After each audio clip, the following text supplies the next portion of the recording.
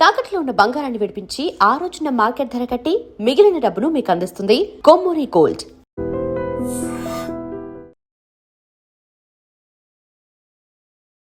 Hi hello నమస్తే, welcome back to our channel. నేను మీ Vaishu.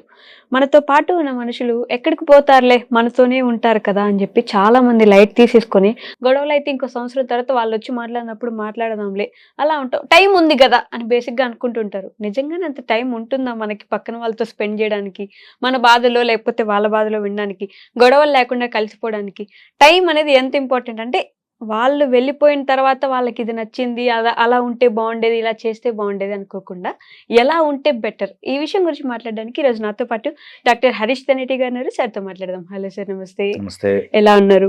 Good అండి, బాగున్నారా? చాలా బాగున్నాను. సో ఒక సినిమా చూసా ఈ మధ్యనే, దాంట్లో ఎండింగ్ లైన్ ఒకటి వస్తుంది, life is all about sudden goodbyes, handle with care అని చెప్పేసి.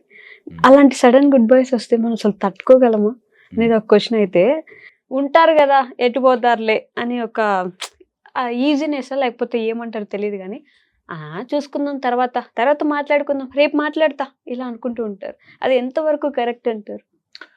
యా, యాజ్ ఎ స్పిరిచువల్ పర్సన్గా అటాచ్మెంట్స్ ఆర్ ఆల్వేస్ ఎప్పుడైనా తెగిపోవచ్చు అనే నమ్మకంతోనే మనం ఈ మొత్తం లైఫ్ని మేము లీడ్ చేస్తాం. Okay.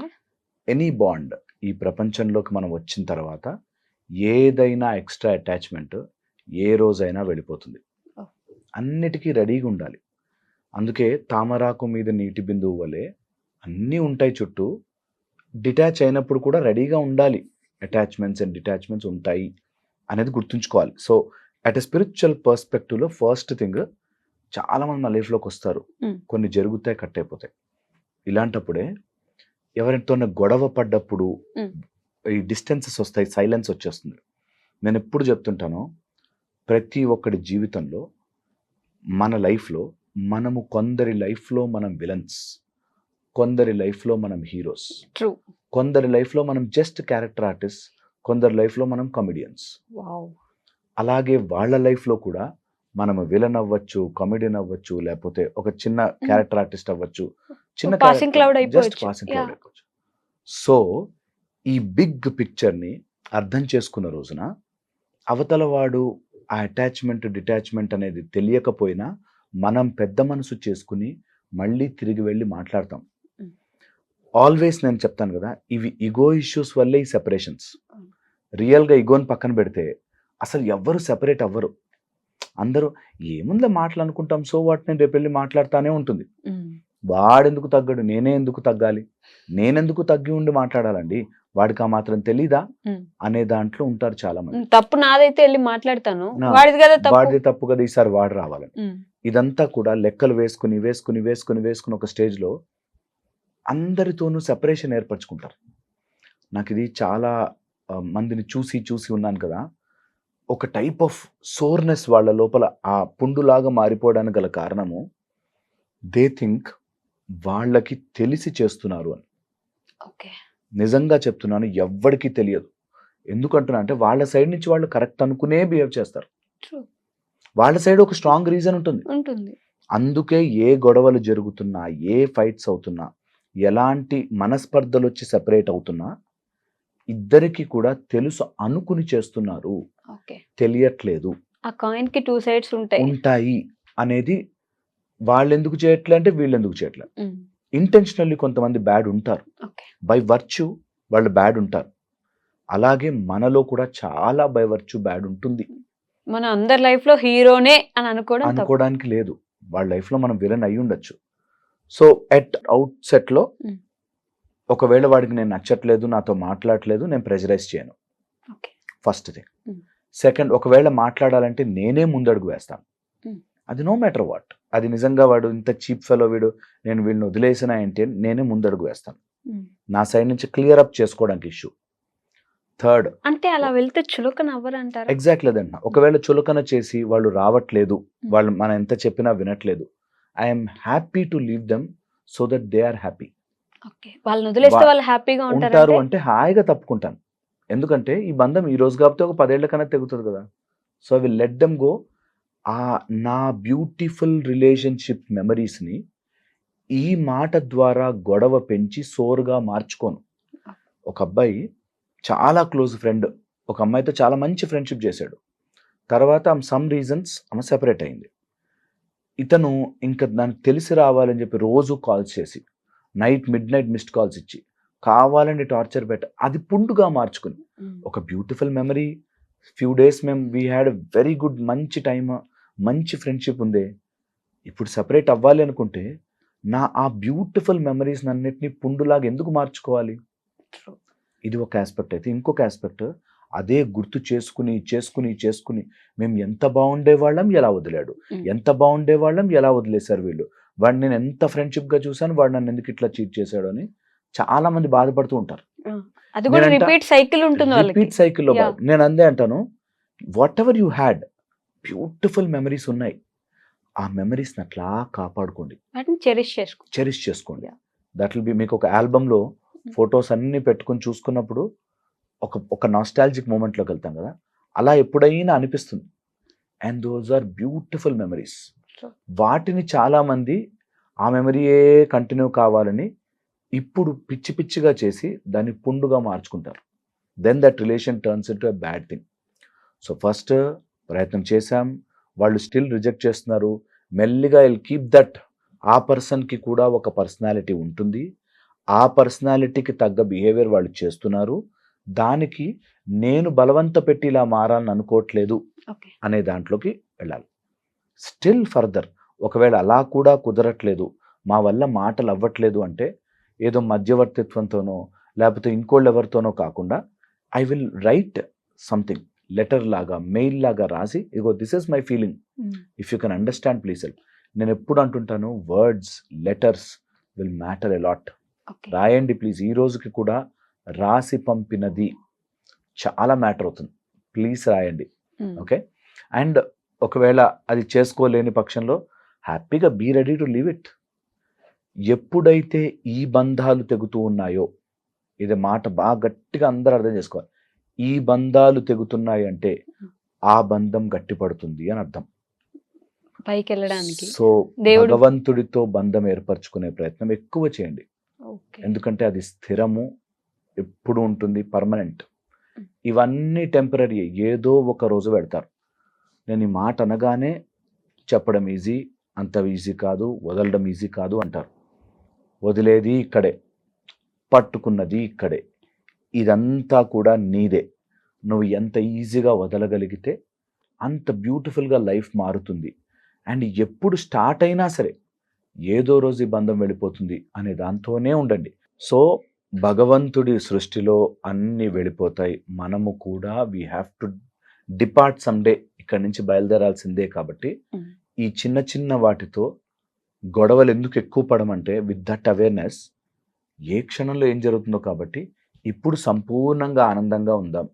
We will create more beautiful memories అని. కొంతమందికి మనకి సెట్ కాదు, ఎందుకంటే వాళ్ళ లైఫ్లో మనం విలన్ అయిపోయాం. కొంతమందికి మనకి సెట్ అవుతుంది, ఎందుకు సెట్ అయిందో తెలియదు తెలుసా. ఒక ఇంజనీరింగ్ కాలేజ్లో జాయిన్ అవగానే కరెక్ట్గా నలుగురు ఎందుకు తయారవుతారో తెలియదు, దే జస్ట్ మేక్ బాండ్స్ అంతే. So that's how it is all cosmic ప్లాన్లో మనం పార్ట్ మాత్రమే.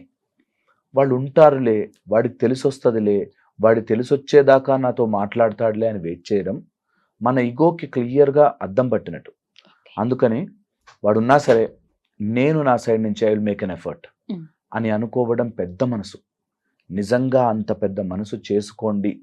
ఎంత కష్టమున్నా సరే, ఎంత పెద్ద ట్రబుల్ ఉన్నా సరే, వాళ్ళు ఎంత మనని చీట్ చేసినా సరే హ్యాపీగా వెళ్ళి మాట్లాడగలగడం.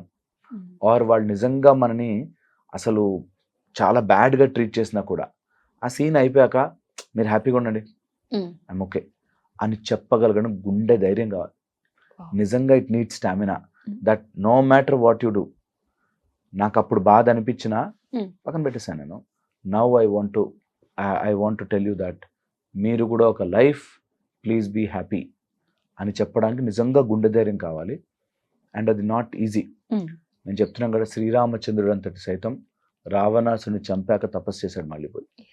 అంతటి నిజంగా కూడా ప్రతిదీ జీవము, ప్రతిదీ ఒక లైఫ్ అనేది తెలుసుకుంటే మనం కూడా అంత ఓపిక వస్తుంది. దట్ నో మ్యాటర్ వాట్ మనము జాగ్రత్తగా ప్రతి వ్యక్తితోనూ గడపాలి అనేది తెలుస్తుంది. ఎప్పుడో తెగిపోయింది. నా దగ్గరకు వస్తారండి 12 ఇయర్స్, 13 ఇయర్స్, 18 ఇయర్స్ సొంత కూతురుతో మాట్లాడిన తండ్రులను చూశాను నేను. 18, 20 ఇయర్స్ ఏదో ఇంటర్ కాస్ట్ చేసుకుందని 18 ఇయర్స్ మాట్లాడుకోవడం పేరెంట్స్ చూశాను.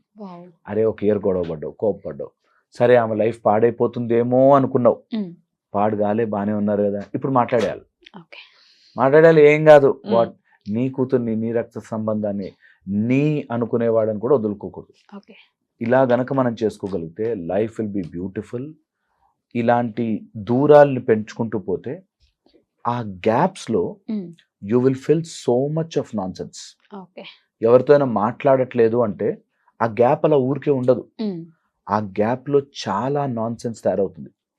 నేను ఫర్ ఎగ్జాంపుల్ చెప్తానండి. ఒక వైఫ్ అండ్ హస్బెండ్ గొడవైంది, వాళ్ళిద్దరూ మాట్లాడుకోవట్లేదు, ప్లేట్ అట్లా ఇసిరేస్తారు, నైట్ వచ్చాక కూడా ఆ బెడ్ ఇటు తిరిగి పడుకుంటుంది, ఇటు తిరిగి పడుకుంటుంది. 1 వీక్ కోపం, మళ్ళీ 1 వీక్, ఒక 7 days 8 days అయ్యాక మాట్లాడడానికి వాళ్ళు ప్రయత్నించగానే అంత తలదిప్పుకోతే నీకెంత ఉంటే నాకెంత ఉండాలి అని ఇంకా ఇంకా ఇంకా అది లిటరల్లీ 6 months. ఆ గ్యాప్ ఎన్ని ఫిల్ అవుతాయి తెలుసా? కొత్త ఫ్రెండ్షిప్లు వస్తాయి, వీళ్ళు ఇంకా దూరం జరుగుతారు.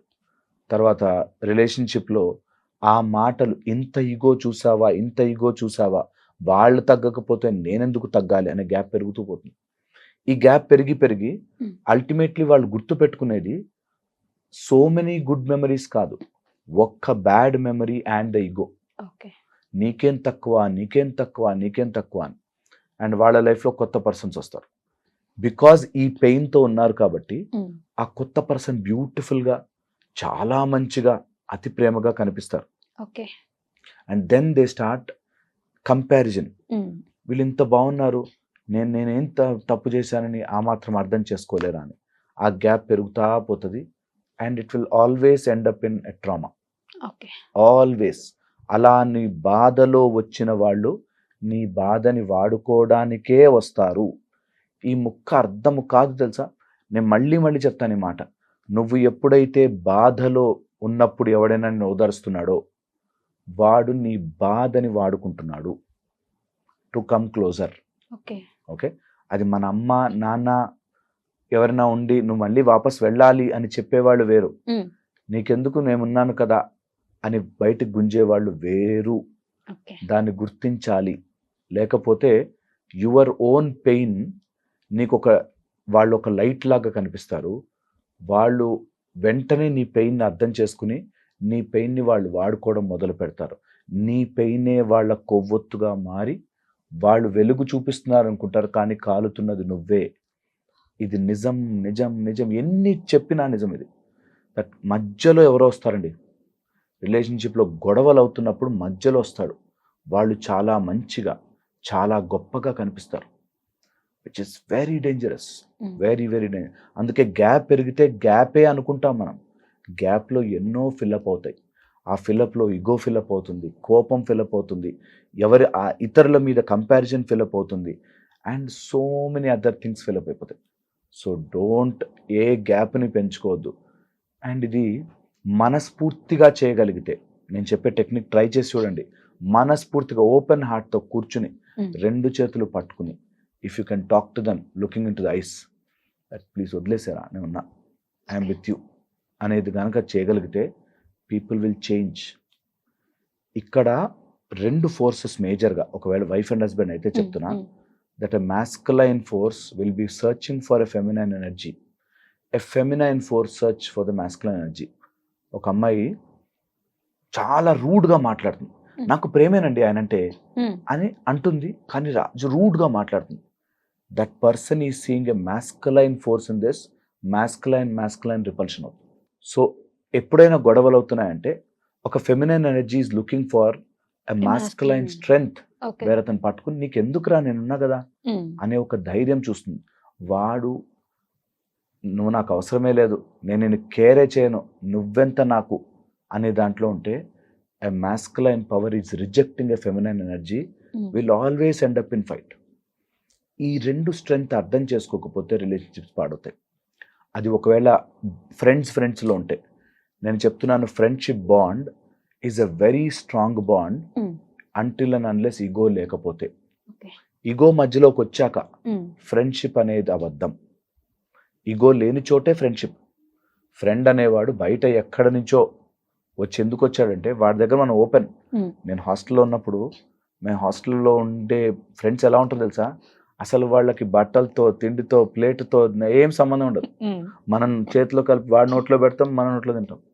It's totally different story. ఎందుకు ఫ్రెండ్ అంటే ఆ బౌండరీ లేదు, ఇంకా నేను వేరే నువ్వు వేరే అని ఈగో లేదు. ఎప్పుడు రిలేషన్షిప్స్ అలాగే ఉండాలి, అలాగే ఉండాలి. ఎప్పుడైతే ఆ బౌండరీ తుడిచేస్తామో that becomes a beautiful relationship. Boundary ఉన్నన్ని రోజులు అది ఒక టైప్ ఆఫ్ డిస్టార్షన్కి ఇవ్వదు. ఈ బౌండరీ తుడపడం ఒకళ్ళు తుడుపుతారు, ఇంకోళ్ళు దాన్ని ఎక్స్ప్లాయిట్ చేస్తారు, చూసారా, అది డేంజరస్. ఇద్దరి సైడ్ నుంచి ఉండాలి. సో హోప్ఫుల్లీ నేను అన్ని కవర్ చేశానని to add on with that, నేను ఫస్ట్ అడిగిన పాయింట్, ఆ సడన్ గుడ్ బాయ్స్ ని మనం తీసుకోగలమా? సడన్ అది మనము ఒక సెపరేట్ గా మనం అర్థం చేసుకోవాలి. దట్ సడన్ గుడ్ బాయ్స్ ని తీసుకోవడానికి రెడీగా ఉండాలి. ఈ లైఫ్ లోకి వచ్చాక everything will undergo a senescence and drop. ఒకసారి ఆకు అట్లా అయిపోయి రాలిపోతుంది, చెట్టుకు రెడీగా ఉంది.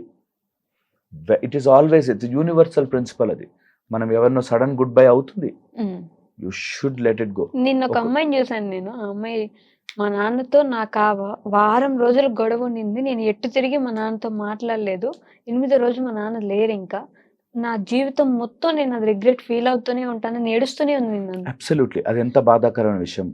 కానీ అట్ ద సేమ్ టైం అర్థం చేసుకోవాలి, పోనీ అంతా బాగుండి ఆ 7 days అంత మంచిగా ఉండి పార్టీలు చేసుకుంటే పోవచ్చా? That's what I'm trying to tell. That మనమే ఒక స్టోరీ అల్లుకుని ఆ 7 days గొడవ పడ్డాను కాబట్టి రిగ్రెట్. పోనీ 7 days చాలా గొప్పగా ఉంటే బాధపడరా? అవన్నీ మన మైండ్ మనకే చేస్తున్న మసాలా. బయటకు వచ్చేయాలి. That every one will go through. Some days మనకు అలాంటి మూడ్లో ఉండుంటాం అని ఉంటాం. ఆ అమ్మాయికి చెప్తున్నాను నేను ఈ వీడియో తరఫుగా, అమ్మాయికి చెప్తున్నా, దట్ తల్లి లైఫ్లో థింగ్స్ హ్యాపెన్. కొన్నిసార్లు మన కంట్రోల్ ఉండవు, మనం ఎమోషనల్లీ కొన్ని అంటాం, కొన్ని జరుగుతాయి. వెళ్ళిపోయినప్పుడు హ్యాపీగా ఎవ్వరూ పైకి వెళ్ళి నీ మీద గ్రడ్జ్ పెట్టుకుని కూర్చోరు. ఈవెన్ హిమ్, ఒకవేళ మీ ఫాదర్తో నీ గొడవ అంటే ఆయన కూడా పైన నుంచుని అరే నువ్వు ఏడవకు తల్లి అనే చెప్తుంటాడు. ఈ చిన్న పాయింట్ అర్థం చేసుకోలేకపోతే గొడవలు పడ్డా కాబట్టి రిగ్రెట్ అవ్వాలి, లేకపోతే ఆనందంగా ఉన్న రోజు పోయినా ఓకే అనేది ఉండకండి. ఓకే, ఇది వెరీ వెరీ ఎసెన్షియల్. నేను ఎందుకు అలాంటి రాంగ్గా చెప్తున్నానంటే మైండ్కి ఎక్కదు, లేకపోతే స్ట్రాంగ్ డోస్ చెప్పాలి కాబట్టి చెప్తున్నాను. ఎవరికి అలా ఆనందంగా ఉండదు కదా, పోనీ ఆనందంగా ఉన్నప్పుడు పోవడానికి. మై పాయింట్ ఇస్, పోయిన దానికి దీనికి లింక్ పెట్టకండి. You have so many beautiful memories. ఆ మెమరీస్ని చెరిష్ చేసుకుంటూ హ్యాపీగా లైఫ్ని ముందుకు తీసుకెళ్ళాలి. అండ్ ఐఎమ్ వెరీ షూర్ మీ ఫాదర్ పైకి వెళ్ళిన తర్వాత కూడా he'll be observing you and you should be always happy. ఇదే మీరు ఆయనకి ఇవ్వగలిగిన గ్రేటెస్ట్ గిఫ్ట్. బాధపడి ఏడ్చి అందరం వెళ్ళిపోతామా? We all will go. So don't worry. Okay sir, thank you.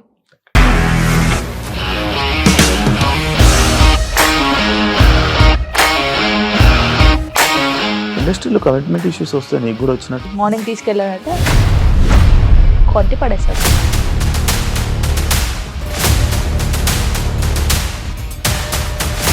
ఒక్కళ్ళు కూడా చూడలేదు ఈ సినిమా అని చెప్పడానికి కూడా చాలా ధైర్యం కావాలి. అది నిజం కదా, దాంట్లో ధైర్యం ఏంటి? నెక్స్ట్ డే ప్లేట్ మార్చేస్తే తప్పు కదా. As of now we're comfortable this అని నేను అనుకుంటున్నాను. రష్మిక గారిది మీది ఒకే ఊరు అంట కదా?